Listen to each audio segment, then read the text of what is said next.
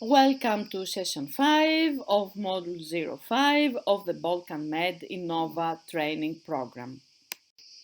We have already tackled the issues of experience and to the surface of multisensory experience, and we're going to go now a little bit into detail how to construct them, showing several examples that can be used or further capitalized on.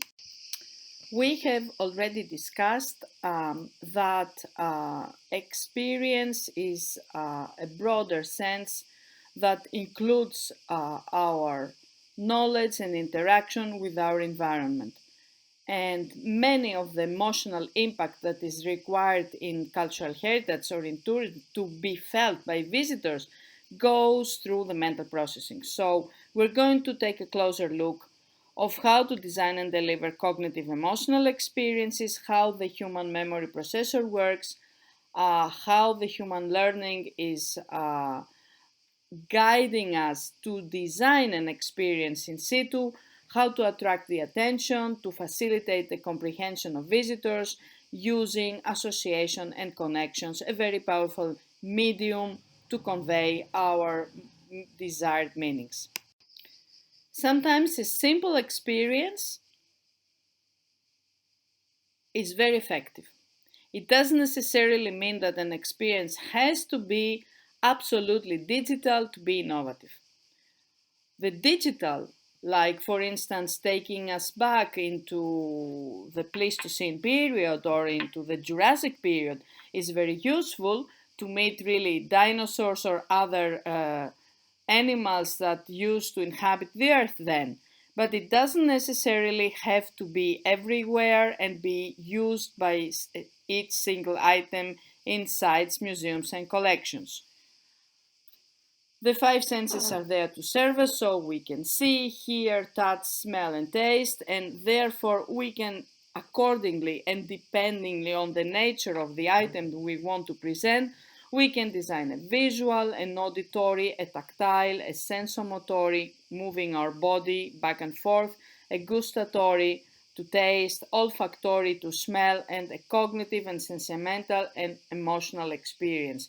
Or to make even better combination of those, trying to break the repetition, because even the most incredible recipe, if it is repeated in a room after room in a museum or a site after site in the same destination, it ceases to be interesting and it becomes a routine.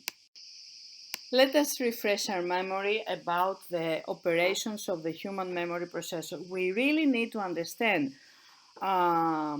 the brain functions, especially in regards to perception and understanding, because otherwise we're not going to be able to construct a successful message that can be conveyed across the different audiences. So, input is the information we receive from our world, outside world, environment, and the output is what we do with this information. The space between is storage and organizing, and this is the function of both the working memory and the long-term memory. We use our five senses to support these operations. We know that as humans we are innate to the category learning, to the abstract thinking, and to the possibility to communicate our thoughts, complex and abstract thoughts, through the use of language, and that is why we are very different from other species, through the general cognitive ability G that we possess. We work, our mind works with mental representations. It uses mental models and cognitive maps to navigate. It constructs schemata and automates those schemata. We discussed that in detail already, and uses language and communication to convey the messages. Now, let us accept for simplicity reason that sensory memory and short-term memory make part of the working memory. Anyway, the stimuli from sensory memory and short-term memory land anyway into the working memory. The main operation of the working memory, which we said many times is the mind's blackboard. And blackboard is a good metaphor because the blackboard is something we write and we delete and we rewrite. So the working memory has this operational function and is there to manipulate the visual and auditory data to organize and integrate data within the existing knowledge and govern and direct attention. This is very important to know because the messages we construct, they reach the audience only if they respect the principle of human cognitive architecture and do not overload with information the working memory. A very simple example. If a person is asked a very simple question from a topic that he or she know very well, but at the same time his or her cell phone is ringing, the phone on the office is ringing, a lot of noise is outside, colleagues speak around with loud voice, a courier is just coming in and requesting a signature from the person which we have addressed the question.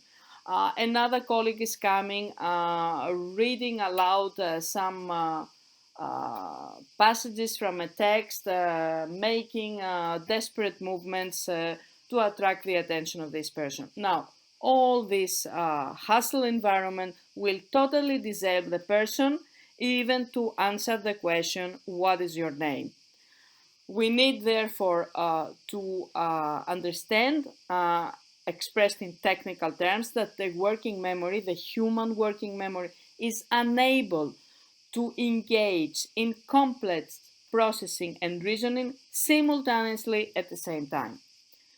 However, this miraculous instrument that is elaborating all the sensory stimuli or the unconscious stimuli and storages structures in our mind is a prerequisite for success, because without the working memory, the information cannot reach the permanent knowledge depository that we have, and this is the long term memory.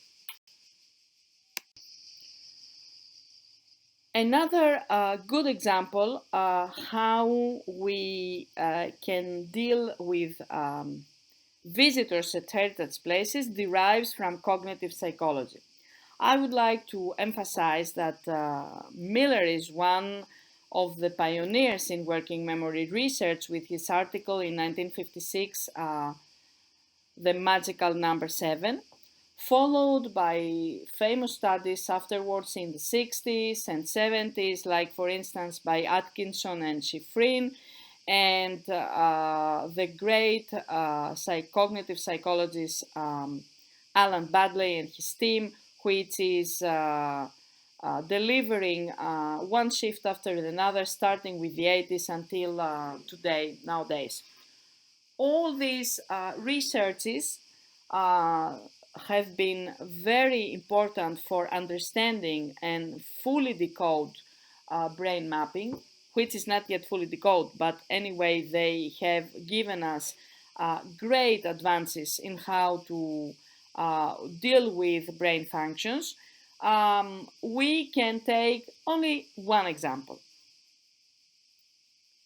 You are all familiar with great masters in chess playing, and you are familiar with the environment where they move around playing against multiple opponents and making their moves in part of a second, completing board configuration and going to another spot and doing this again and again. On the other side of the board is the opponent, who is taking hours and hours and hours to think. What does it mean? That we have here an uneven struggle between novice players and expert players. This is exactly what is happening in a heritage site, collection, or a museum. The experts, the archaeologists, the architects, the natural history experts and botanists, they are the experts that know very well the topic of the site of the museum or the collection. But the audience, our audience, is a novice player, is not an expert player, and needs to be equally treated into the language that he or she understands. If we keep in mind this wonderful example with the board configuration, we are going to be easily uh, turned into another light from where we can understand better the needs of the audience and how to convey meanings to them. Having understood the basics of human cognitive architecture, mainly the interaction between the working memory and the long-term memory, we're going to discuss briefly what does it mean to decongest the working memory from the simultaneously element interactivity. We just said that the working memory is not able to deal with several stimuli at the same time. The more the stimuli, the less the performance. And we need to decongest the working memory uh, with any type of message. If, for instance, we have written a label that consists of three phrases, but in these three phrases, there are three unknown words to our audience, making 9 unknown words in 3 phrases, the working memory is not going to operate because the first unknown word is accumulating pressure, the second unknown word is starting the congestion, it's like a traffic jam, and in the end, the car stays where it is and is immovable. What are the parameters that prepare the congestion or prepare the decongestion? We briefly discussed already once the types of cognitive loads that are involved in understanding. Very simply put, we can say something, any type of expression, to a person from his knowledge repository or her knowledge repository, something that the person knows well, but we express it in such a way that it is not understood. That is the example with the label and the unknown words. So when we modify a label, for instance, for a museum, we take out the unknown words. There is another parameter that we can so easily affect. It is the extraneous cognitive load. That means that if a physicist is discussing with a non-physicist, the non-physicist is, like in our example with the chess players, the novice player, and the expert player is the physicist. However, this novice player doesn't even have any idea of physics, so is completely unable to understand what the physicist is talking about because he doesn't know mathematics, he doesn't know anything of what Einstein ever said, so it is impossible actually to devise a quick recipe to find a solution for the extraneous cognitive load because this requires sometimes years of study. So an extraneous cognitive load is very difficult to be found in a museum or a collection because mainly we deal with problems that deriving from the intrinsic cognitive load. Another parameter that has not been but recently discovered is the so-called germane cognitive load. This cognitive load is actually a mental effort that is put during the processing by our human brain. However, it is rewarding us for the achievement of understanding, of attending, of coming to a result with an issue, and thus is not considered to be a negative load. On the contrary, if we in our label take out all the unknown words and do not leave but a flat impression, the outcome for the visitor will be most probably and so what. So there must be a little balance between the known and the unknown so that our text, our message, our video is producing generosity for the mental load, and is producing intricate and delicate concepts so that the visitor is motivated to go on.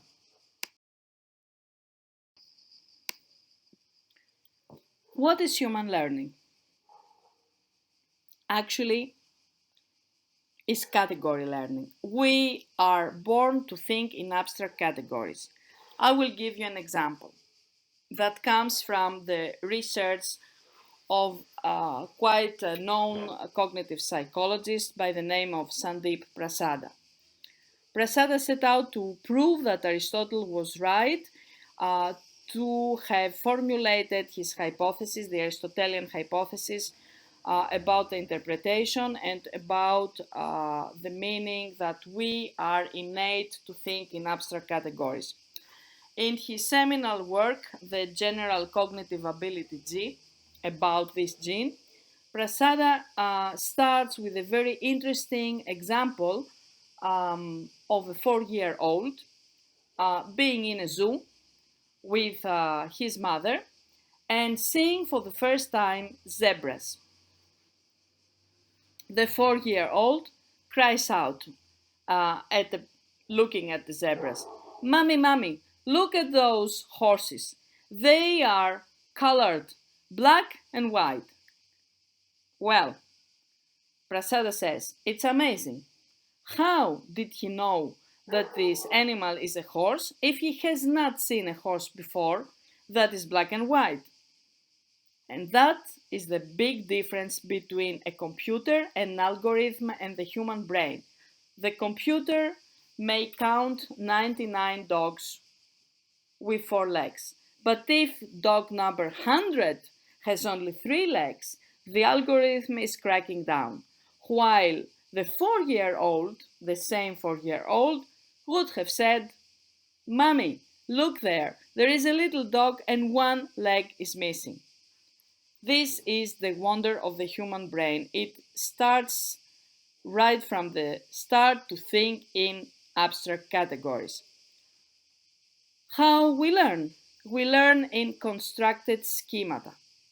That means anything learned as a consequence of information is become a building block. Schema, you can understand building block. Now, all these building blocks are automated because if automated is the case we discussed before with the restaurant, when we speak about a restaurant, we have an abstract concept in our mind that includes the glasses, the waiters, the taste, the hygiene, the price, everything. It's an automated schema and it's treated like a single entity. This is very important to understand because a single entity, building blocks together, that don't have to be analyzed in several particles, are freeing our working memory capacity for other activities. So when we try to convey a message, we need to make sure that we do not offer to our audience particles and segmented particles and fragmented particles, but 3 or 4 building blocks that they can elaborate within the working memory time restraints and be happy to have achieved knowledge and results. Back to human learning, we need 3 principles to respect. Know the human cognitive mechanism, manage the human cognitive loads, and establish accessible contents. So, if we know human cognitive mechanism, we will activate the human perception. For instance, if I have a photograph, I don't put a title against the background of the photograph because this is creating hassle for the working memory and is obliging it to engage simultaneously in a double processing. There is no need for this. How am I going to provoke interest? If it is visual, I put the information in the center of my label and use binary opposition to create an interest. If I speak loudly to my audience like a guide, I pick up a salty start or a shocking start to create a bridge for their interest and allow them to follow to my story. I relate to their already known experiences so that to facilitate the entrance to my story. Uh, I do not repeat a successful recipe because then it becomes a boring procedure. I always try to care for novelty, variety, surprise, and exploration. If possible, if I am allowed within a given historic context, I try to create multisensory experience. That means that visual, auditory stimuli, tactile experiences, and haptic experience with bodily experience, they go together and they interchange. Also, I try to find within this itinerary in any site, museum, or collection some spots where visitor can lay down, can have a quiet space, can drink a refreshment or take a breath, because all the time knowledge acquisition that makes the visit to an exam, and visitors are not students or bonsai archaeologists. Managing cognitive load, we just have distilled the most important loads. Intrinsic means that it is easily modifiable by the planner.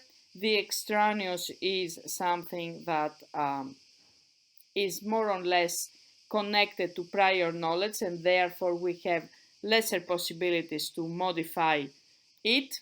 And the germane, that is producing actually the success example and needs to have a balance between the three of them. Sometimes repetition is very good and sometimes is not very good. Depends on the environment we are in. If an information is crucial in the beginning of our itinerary or trail, then maybe to refresh the mind of the visitor about it against the middle or the end of the trail would not be adverse. Certainly, we need to work any kind of information, trying to decongest working memory from all the limitations that we have discussed before, and if possible, through schema construction and automation, use, in other words, solid building blocks to create our experience, will establish in the end accessible contexts.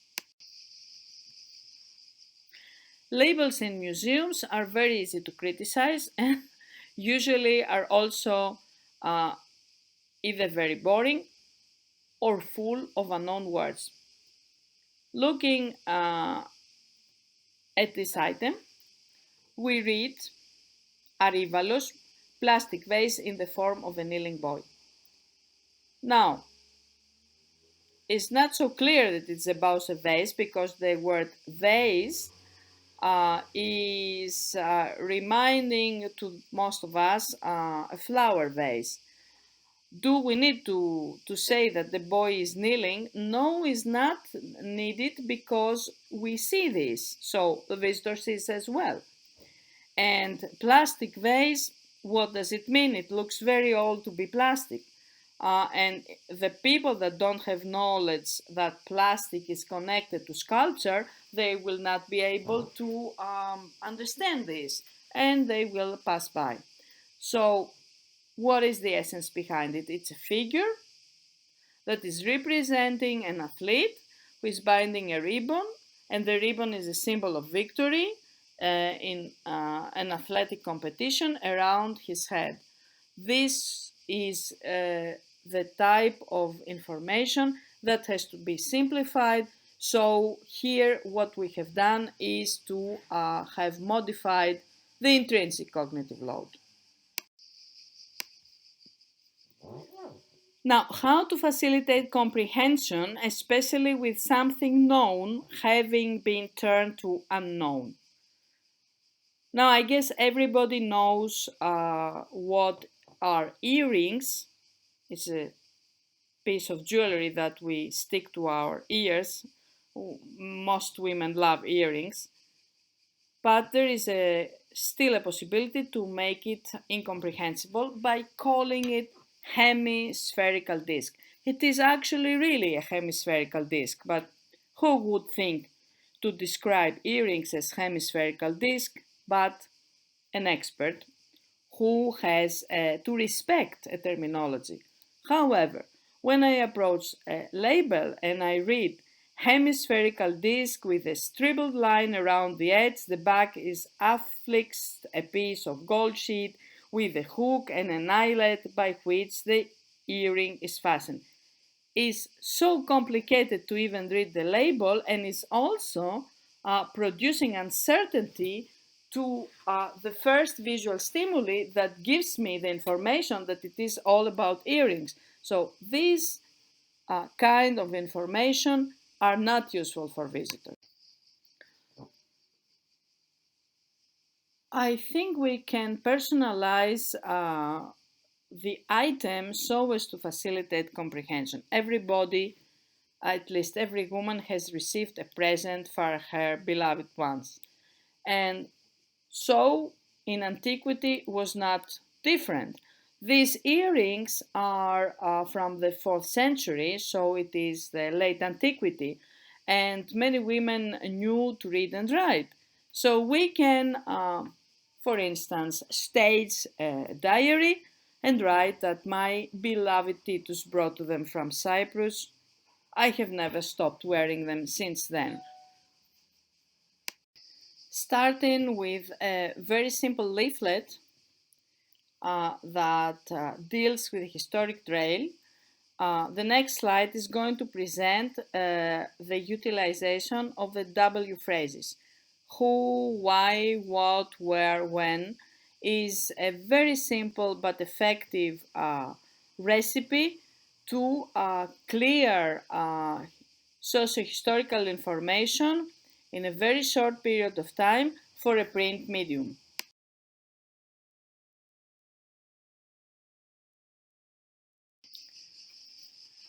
Human cognitive architecture offers us an unlimited long-term memory able to hold mental representations of varied automatic degrees, but a limited, we discussed that thoroughly, working memory capacity with independent subcomponents to deal with auditory and visual material. The constraints which we have discussed are inherent in the working memory, should be the determinants for the design of effective heritage presentations. The working memory is used to process all conscious information, but we cannot stress that enough, is very limited with respect to the numbers of elements it can handle simultaneously. Its capacity may be enhanced if information is processed using both the visual and auditory channel.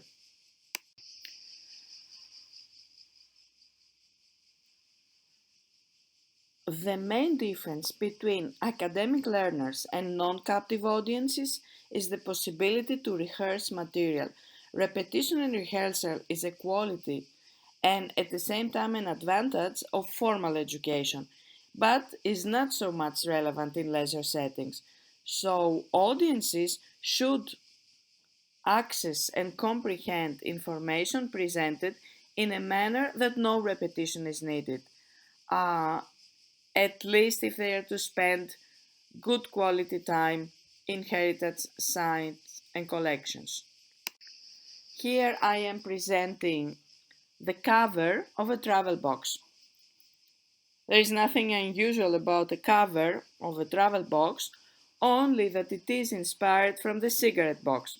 And because cigarette and smoking is banned from public life and mostly from individual lives because of the well-documented dangers, these warnings on the cigarette box or any other type of smoke boxes like cigars or something are very useful stereotypes which we can use as an example how to construct an narrative that is reducing working memory constraints using metaphors, connections, associations, and analogies. The prime goal of information presentation within the travel box should be the ease with which information is processed in working memory, also including a catchy element to attract the attention. The use of procedures able to reduce cognitive loads should not be, though, at the expense of understanding. Construction and automation of schemas useful of solving problems of interest may very well be utilized to reduce cognitive loads and capture visitor attention in the long term. Schemas, we discussed this before, are stored and organized in long-term memory, but information that constructs them is being processed in the working memory, meaning that familiarity allows the human brain to expend less effort to concentrate on personal and meaningful content, and therefore use of known schemata facilitates perception of novel items in recreational settings. The fact that conscious experience and working memory interact should lead to the conclusion that heritage managers, curators, and tourism planners consider meaning-making experiences indispensable components for the successful information processing of novel items. Learning mechanisms specifically designed for non-captive audiences must include interacting elements in familiar schemas. These can be treated then and only then as a single element in their working memory, like the example of the restaurant we have detailed discussed, and effectively reduce loads provoked by novel items. A cigarette box and a travel box are recreated brands to fit known structures to unknown structures. So any cigarette box, as any other package of a product, names the brand and the year of the foundation of the company. Now this is very easy to recreate because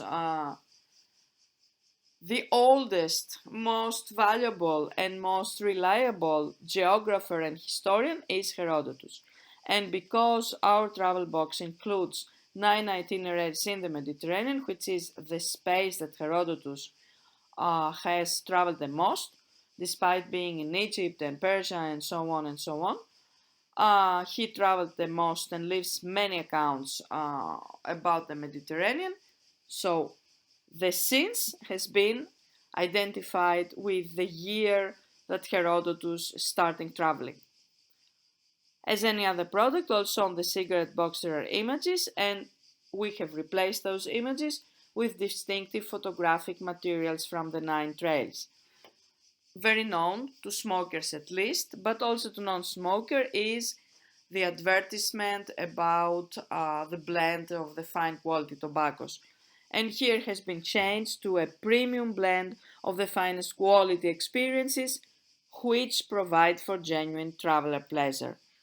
The logo of Herodotus is on the top of the travel box, depicting him in his travel dress as well, which is a very rare depiction still on Attic vases and other materials and so on. And we come to the warnings from the ministries of health and other ministries as well. There are usually two: that smoking is seriously harming you and others around you, and that smoking may reduce the blood flow and causes impotence and also cancer and so on. So these have been changed into the Ministry of Culture warns, don't open unless addicted to quality, and Herodotus, the first cultural heritage network ever. Another signal for luring the buyer, especially in duty-free sales, is tax and duty-free, and it is replaced as a tax-free quality experience. And last but not least, usually the drug is quantified somewhere on the travel box, usually it's the back. Here we have quantified with pleasure 8 terabytes, knowledge 10 terabytes, and satisfaction 9 terabytes. Concluding, we may say that all the effort how to present information is to facilitate the working memory uh, process that information, and one of the most powerful tools are the associations and connections. So, one, two, three, four, five domains that can lead us construct and design a meaningful narrative. Might that be text, or might that be video and audio, or might that be a composition of different stimuli. They have to directly address attention, so to eliminate the mental fatigue and direct the attention to the phenomena we want to explain and present to the visitors. Uh, the best second idea is to produce cognitive change by facilitating the chain development, like chunking the information, as we said before, and trying through chunking to pass the information to long-term memory. In regards to comprehension, visual, auditory, oral, linguistic, style, written, digital, and time frame play a role how the comprehension will be ensured. We do know for a fact that the auditory memory is inferior to the visual memory, so auditory stimuli should be very well planned in advance, like music, which has to be a glue and sometimes to predict the next step within, for instance, a video or a film.